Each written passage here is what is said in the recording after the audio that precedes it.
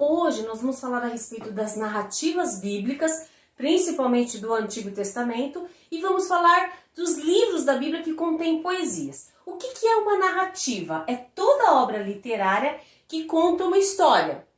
Temos a prosa, o romance, o conto, a fábula, quadrinhos, nanoconto, notícia de jornal. E o que são as narrativas bíblicas? É a história de Deus, cujo propósito é mostrar Deus operando em e através de seu povo. O que as narrativas bíblicas não são? Não são alegorias com significados ocultos, não são histórias mentirosas, pelo contrário, são histórias verídicas, são histórias verdadeiras. Essa é a diferença da narrativa bíblica. Quais os elementos da narrativa? Nós temos o narrador, temos os personagens, o cenário, o tempo, o conflito, o enredo, que são as sequências de eventos. Dentre os personagens, nós temos o protagonista. O protagonista é o personagem principal. Quando nós falamos de narrativas bíblicas, nós temos que entender que o protagonista de todas as narrativas da Bíblia é Deus. Deus é o personagem principal.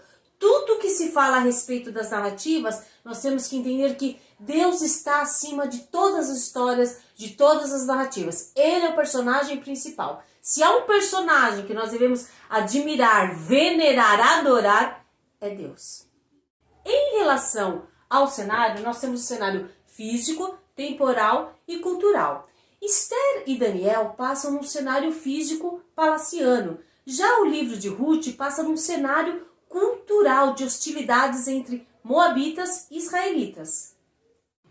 Temos também o tempo que aconteceu essa narrativa, o conflito, toda narrativa tem um conflito de ideias, e temos um enredo, que é a sequência de eventos. Toda narrativa, ela tem uma sequência de eventos, tem começo, meio, fim, que são os acontecimentos da história. No caso dos evangelhos, cada autor conta a mesma história, mas com enredos diferentes. João inicia o seu evangelho com "no princípio", Lucas inicia o seu evangelho com o nascimento de João Batista.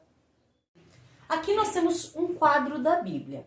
25% da Bíblia é composta do Novo Testamento, 75% da Bíblia do Antigo Testamento e 40% do Antigo Testamento são narrativas. Em relação ao Novo Testamento, os textos narrativos que nós temos são o livro de Atos e boa parte dos evangelhos, Mateus, Marcos, Lucas e João. Nós temos que entender que todas as narrativas que estão na Bíblia, elas fazem parte de um plano superior. O que é um plano superior? É o plano universal de Deus, feito através de sua criação. Tudo que está escrito na Bíblia há um propósito divino, que nós chamamos de plano superior. Nós temos que entender que a grande história, a grande narrativa da Bíblia, ela está dividida dessa forma. Gênesis 1, a criação, Gênesis 3, a queda, de Gênesis 3 até o Apocalipse nós temos a história da redenção, Deus resgatando o homem e Apocalipse, a consumação. Tudo que nós formos interpretar em relação às narrativas tem que estar sob esse aspecto do plano superior. Dentro do plano superior, nós temos o plano intermediário. Quais são as histórias que contemplam o plano intermediário? Todas as histórias a respeito do povo de Israel estão nesse plano intermediário. A chamada de Abraão, a escravidão no Egito, o livramento da escravidão, a conquista da terra prometida, pecados de Israel e do seu cativeiro, restauração do povo após o exílio. Então todas as histórias de Israel estão debaixo de um plano superior de Deus. E dentro desse plano intermediário que está sob o plano superior, nós temos o plano inferior. Quais são as histórias que contemplam esse plano inferior? Todas as histórias individuais da Bíblia. A história de José, por exemplo, a história de Gideão, quando ele duvida de Deus, a história de Davi, o seu adultério com Betseba. Então, todas essas histórias pequenas, individuais, fazem parte de um plano inferior. O que nós temos que entender a respeito destes três planos? Cada narrativa individual do Antigo Testamento, que nós chamamos de nível inferior, é pelo menos parte de uma narrativa maior da história de Israel no mundo, no nível intermediário, que por sua vez faz parte da narrativa ulterior ou a narrativa superior da criação por Deus e de sua redenção dela no nível superior. Nós temos que entender que toda narrativa individual do plano inferior, ela está sob o plano superior. Então, por exemplo, se você quiser encontrar na história de José algum modelo de como ser uma bênção, se você quiser encontrar na história de José alguma justificativa para imitar José e você receber uma bênção, você está totalmente equivocado, porque o personagem principal, o protagonista dessa história, não é José. O protagonista é Deus. Você vai ler em todo o texto de José escrito assim: e Deus era com José, e Deus era com José, e Deus era com José. Deus fez algo de um candidato improvável, algo muito superior, algo muito além do que uma simples narrativa. Ele estava preservando o povo de Israel e preservando os egípcios e muitos povos daquela época. É por isso que Cristo diz que toda a Escritura testificava dele. Vamos ler os textos?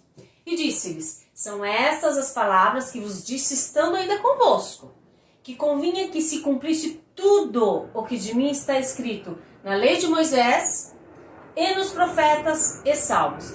Jesus trouxe todo o Antigo Testamento aqui, trazendo todas as partes do Antigo Testamento que falavam dele. Não que cada narrativa individual fala de Cristo, mas no plano superior, no plano geral, todas as narrativas falam de Cristo. Cristo é o personagem principal. Cristo é o protagonista de todas as histórias.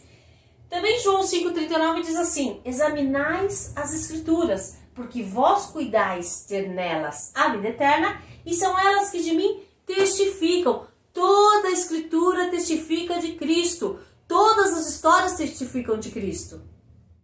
Vamos entender então as características das narrativas. Primeiro, o que as pessoas fazem não são necessariamente um bom exemplo para nós. A história de Sansão, por exemplo. Sansão teve muitas atitudes erradas em relação a Deus. Então, não é um bom exemplo para mim. A história de Davi, houve o caso de Davi com Betseba, o adultério. Então, não é um bom exemplo para mim.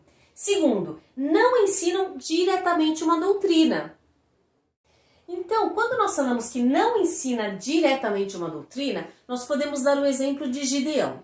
Gideão foi chamado por Deus, foi convocado por Deus a realizar uma missão. Só que ele duvidou da voz de Deus.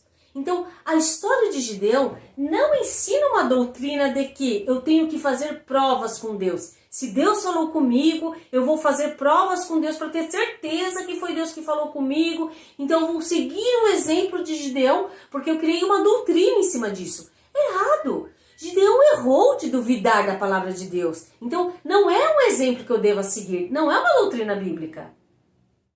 Quando nós falamos que usualmente ilustra uma doutrina, nós estamos querendo dizer que eu não posso fazer doutrinas de textos narrativos e nem de textos poéticos. Porém, eu posso tirar lições morais dessas histórias que estão fortemente nos evangelhos, que estão fortemente no Novo Testamento. Então ela ilustra nesse sentido de fidelidade a Deus, a respeito da fé. O Novo Testamento traz isso muito fortemente.